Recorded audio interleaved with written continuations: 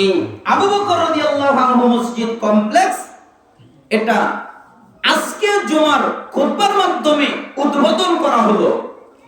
তো মসজিদটা যেহেতু নতুন, সেজন্য মসজিদের অনেক টাকা পয়সা অর্থের প্রয়োজন। এই মসজিদ করতে গিয়ে অনেক টাকা পয়সার প্রয়োজন, এবং জমির টাকা পয়সা নাকি অনেক দেওয়া হয়নি, বাকি রয়েছে। অতএব আপনাদের কাছে আমি আর্জি করব, নিজের ঘর কত সুন্দর করে করেন, অথচ এই ঘর থেকে আপনার জন্য কোনো কল্যাণ কবরে যাবে না। সন্তানেরা ভোগ করবে, আজকে নাই মনে করবে কাঁদবে, কালকে নাই মনে করে কাঁদবে, 10 দিন 15 দিন পর আপনাকে কেউ মনে করবে না। আচ্ছা, আপনার তো দাদা মরে গেছে, আপনার তো দাদার দাদা মরে গেছে, আপনার মনে আছে? আপনার তো মনে নেই। ঠিক আপনার প্রজন্ম আপনাকে মনে রাখবে না।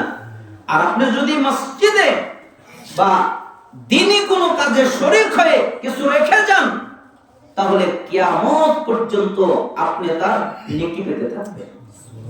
আর হাদিসে কি এসেছে? ওয়াসসাদাকাতু তুতফিউল খাতিয়া কামা ইতফিউল মাউন নার। কেউ যদি দান করে, তাহলে আল্লাহ তাআলা তার সমস্ত গুনাহকে মাফ করে দেন, ওইভাবে যেভাবে আগুনের উপরে পানি ঢেলে দিলে আগুন নিভে যায়। এজন্য আমি আপনাদের কাছে আর্জি করব, আপনারা যে যা পারেন এই মসজিদে দান করবেন। আল্লাহ সুবহানাহু ওয়া তাআলা যেন আপনাদের দানে বারাকা দান করেন, এবং এই মসজিদকে সহযোগিতা করবেন যে কোনো ভাবে আপনি পারেন। মসজিদের সাথে শত্রুতা করবেন না, এটা আল্লাহর ঘর। নিজের ঘর কত চমৎকার করেন, নিজের ঘরের চাইতে আল্লাহর ঘরকে সুন্দর করার চেষ্টা করেন। আল্লাহ আপনার রুজিতে বারাকা দিবেন, আল্লাহ আপনার সময়ে বারাকা দিবেন, আল্লাহ আপনার জীবনে বারাকা দিবেন। আল্লাহর কাছে আপনি পছন্দনীয় বান্দায় রূপান্তরিত হয়ে যাবেন। অতএব আপনাদের কাছে আর্জি করছি, যে যা পারেন খালি হাতে যাবেন না, আপনারা দান করবেন। আল্লাহ সুবহানাহু ওয়া তাআলা আপনাদের দানে বারাকা দান করুক, আপনাদের দানকে কবুল করে নিন। হে আল্লাহ, আমাদের যারা অসুস্থ তাদেরকে শিফায়ে কামিলা আজেলা দান করেন। হে আল্লাহ, আমাদের যারা অভাবী তাদেরকে অভাব থেকে অব্যাহতি দান করেন।